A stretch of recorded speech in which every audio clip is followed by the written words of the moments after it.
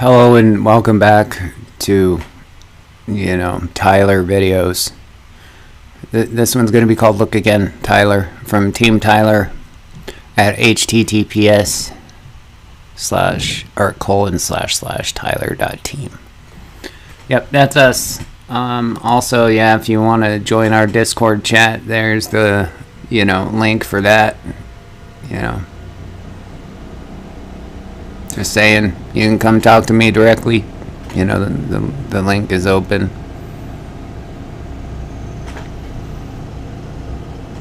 So today we're going to start with how the anonymous hacker group in 2012 was convinced that Bitcoin was the old destructive hierarchical structure of our societies, the natural progress of new self-organizing society. Plutocrats control politicians, judges, military forces, and hierarchical structures. These plutocrats, with their unbalanced power, selfishly enact their will over the will of others. Therefore, in order for the governance to be organic, the citizens of our society must have equal power.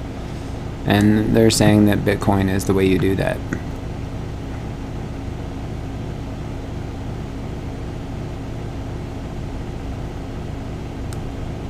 By distributing the power more evenly through society.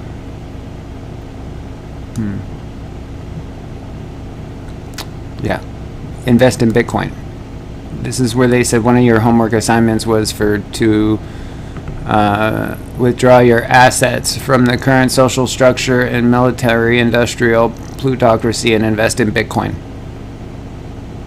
Alright, so I'm going to show you something about cryptocurrency and Bitcoin that you're probably not looking into, but you should have, which means you're not very good hackers, because you didn't hack into where Bitcoin and who was making all the money was really coming from. So you ready? Here we go. Okay, we're going to just look at a couple of the top ones. We're going to look at Ethereum. We're going to look at Ripple. I mean, we all know who makes Bitcoin Cash, but we're going to look at Ethereum, we're going to look at Ripple, and we're going to look at Stellar. Those are the three that we're going to look at today. Three. Because it's like scientific method, like, once is random, twice is coincidence, three times is a pattern. Plus it's 3 of the top 10, so that's like 30%. Okay?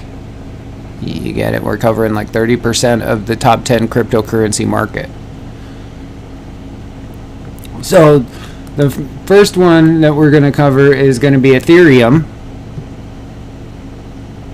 Build unstoppable applications. Then the next one we're going to cover is Ripple, which is the world's only enterprise blockchain solution for global payments. And then we're going to cover Stellar, which makes stellar lumens, which allows you to move money across borders quickly, reliably, and for fractions of a penny. So where we get started is in Ethereum. Where did it start? It started with $100,000 from Peter Thiel's fellowship awarded to Ethereum's Vitaly Buterin. That was back in like 2014. Okay, so Vitaly Buterin created Bitcoin Magazine, Dark Wallet, CryptoKid, Ethereum, all kinds of stuff this kid's into. Yeah. Then we're going to go to, the next one is Ripple, and we're going to go to an article from MIT Technology Review, and we're going to say, big name investors back effort to build a better Bitcoin. And Ripple, made by OpenCoin, was funded from Andreessen Horowitz, which is Mark Andreessen, Lightspeed Ventures, and Founders Fund, a venture firm owned by PayPal co-founder Peter Thiel. Pretty exciting, right? So now we just found out that Ethereum and Ripple were both funded by the same guy. And then we go to Lumen, which Stripe-backed Stellar kicks off worldwide money transfers. So the company Stripe backs Stellar, the cryptocurrency, and then when you get into Stripe, what you want to focus on is that the person who made Stellar is the developer behind Mt. Gox, and Ripple. So the guy who made Stellar made Ripple, right? So other members of Stellar's board include Keith Rabois. He's a former executive at PayPal, who Peter Thiel was at PayPal. So we have one connection there, but we look at the CEO of Stripe, and where Stripe, then we're going to go to Crunchbase, because we're going to look at where Stripe got its money. Stripe got its money from Founders Fund, the same fund that funded Ripple, that's owned by the same guy that funded Ethereum. So you see, essentially, your top 3 cryptocurrency coins were funded by the same dude and his group of friends. So then you go into, Stripe's other funding. So you got like these funders, but you got Thrive Capital and you got Founders Fund for Stripe. Stripe, the company that is Stellar. So then when you go to Thrive Capital, you find out that Thrive Capital is owned by Jared Kushner. Right? So now you have both Jared Kushner and Peter Thiel, who are both connected to President Trump, which we'll get into, investing in companies that are loosely connected to cryptocurrency companies. Okay? Because Founders Fund was Peter Thiel. So then what we find that in January of this year, Bitcoin surged 14% on Peter Thiel investment, and Ripple is now the second largest cryptocurrency as of January.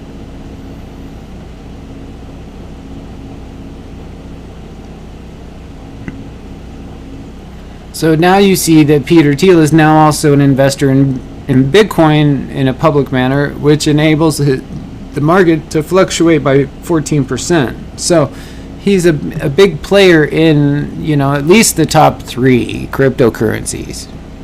Now, who is this guy and who are all his friends, that are invading this, cryptocurrency, that these hacker kids told me to invest my life in? Well, these dudes invent the software that the military uses to track you.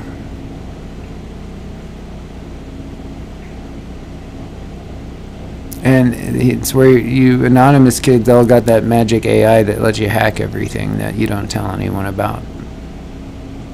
You may not even know it's an AI. You may just think it's some type of package that you just put an IP address into and it goes to town. I don't know exactly how it works. I haven't seen exactly what you guys are doing. So anyway, from like Palantir, you see that, Peter Thiel is sitting next to Donald Trump. But this infamous cryptocurrency investor, who's buddy-buddy with the president, when you start looking at his Wikipedia entry,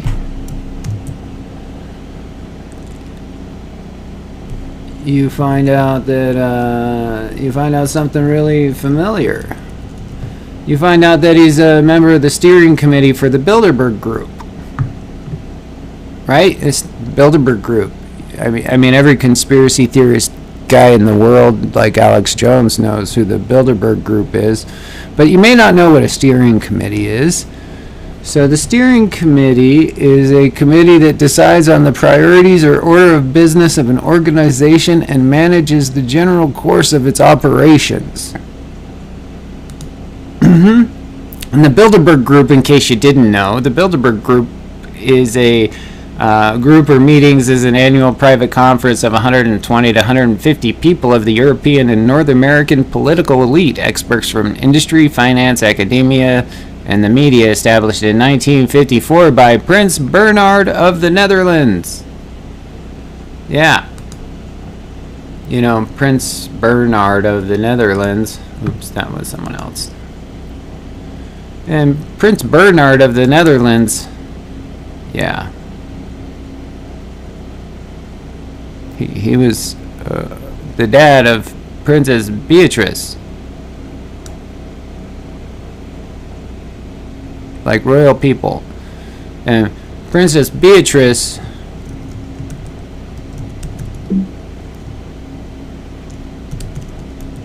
is a member of the Golden Fleece, right? Right, like the circle. So like the Order of the Golden Fleece is like a secret society of all the royal people all over the world. And the dude that's investing in your Bitcoins and running and creating and funding all the Bitcoins, he's like their party planner.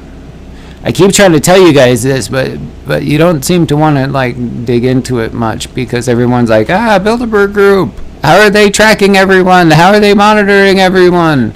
And you know, you get into like royalty and stuff. It's like, you know, the Queen of England. You know, the Queen of the United Kingdom is a member of the Golden Fleece. Like every royal person is like a member, you know, like the secret society of the royal elite, the Golden Fleece. But that's not all. You know, the Order of the Golden Fleece. These guys. It's German. Anyway, so then, you know, you start digging into stuff. And I was like, oh, that's a lot. That's like too much to take. My brain hurts. Ouch. And then I was like, wow, I want to go back to like normal politics, because now I'm deep down in asses of the like secret society royal elite. And like I saw a picture that Donald Trump and Peter Thiel were connected, and I was like, hey, I wonder if Hillary Clinton and Peter Thiel are connected. And then I go to the Hillary Clinton emails, and there's like one. But then I go to like the John Podesta emails, and then I'm like, wow, a potential breakthrough technology from Haim Saban of Saban Entertainment, you know, the big entertainment moguls that are all going down right now. This is how they track all your technology and make sure they know everyone who's talking about them. But the important one is the Chelsea update. And this is going to be really important to people who haven't been watching my research, because this is going to illustrate to you how they use a big giant AI to track your hashtags, because Palantir makes a big giant AI to watch everything on the internet. I'm going to show you. Are you ready? It's for Fashion Week, and it says, continuing her obsession with data, Chelsea has led an effort to look at the lifetime of every Clinton Global Initiative commitment over the past 10 years and figure out what we can learn from the commitments that worked and what we can learn from the ones that didn't. With the help of Palantir, Clinton Global Initiative is planning to release a special report that examines this data and looks at what characteristics led to the most successful CGI commitments. She's moderating a panel. Here's a link. We should go to that link after this. Let's copy that. On this topic on Tuesday during CGI, and we'll also talk about a new data library launching on the Clinton Foundation website.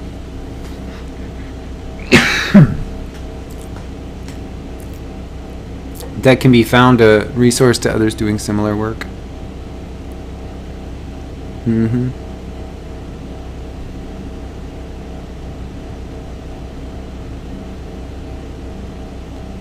So the Clinton Global Initiative pretty much uses the Palantir software to monitor all their hashtags and stuff, and track you and find out who you are. So like, you know, you should know that.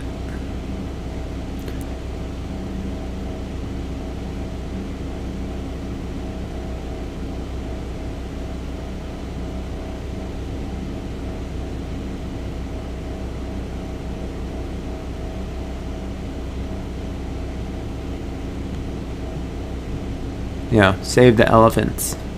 Save elephants. So they do hashtag campaigns. You know how I know? Because they say it right here. The Clinton Foundation partnered with Made Fashion Week. Anyway, so let's go to that link. Let's see what that link says. Do do do do do do do do do do. Oh. That goes to the Clinton Foundation website. Weird. I don't like that site. Alright, so yeah, that's pretty weird stuff, right? You know, why is one person connected to so much, has like one big giant system, right? See, and this is my logic, and this is why I'm doing this recording, because I really want you to understand this. And I really, really want you to put this into your brain as a smart person. Is, why does the person who builds the software that protects us from terrorist threats and all kinds of stuff, also the same person who's building blockchain that criminals are using to sell and transfer illegal weapons, drugs, pornography, the dark net, where they use blockchain cryptocurrency, is like the biggest problem for like law enforcement and for like a lot of people. So why is the guy who's selling you the security software also the same guy that's making the most money off of the type of currency that the criminals are using to buy all their crap? I've been trying to figure this out for a year, and I've been digging into the research. I've been making myself look like an idiot on the internet, right? But this guy has the software to track everything I do down to the minute. And he has all the money and all the Bitcoin, and he has all the hackers, and pretty much he has everything. But I'm still poking at him. I mean, I don't make any accusations against him. I just ask questions like, why does the guy who owns the most of the cryptos also own the software that the governments are buying to stop terrorist events? I mean, especially with all the events that have been happening in the world, like this is the software that's supposed to alert them to their threats. Right? But every time there's like this shooting or there's this event, it seems like there's more kids on the internet talking about how to make cryptos off it. Be like, oh, this is just another sign that the government is failing you. Buy cryptos. Right? So that's why I think it's like a total crypto conspiracy, is because all the nerds buying cryptos, they don't want to look at the guy who's like making the most money off the cryptos, are like Jared Kushner and Peter Thiel and his friends, and they're all taking you for a ride. Yeah, but you don't want to see it. I mean, more people want to make silly videos about me on the internet because I intentionally do stupid stuff, just because I'd like to see who their stupid videos are going to be made about me. But anyway, but you have a serious problem, and that serious problem is like, cryptocurrency. Ever since the beginning, they've been having meetings about it at the Bilderberg Group. They have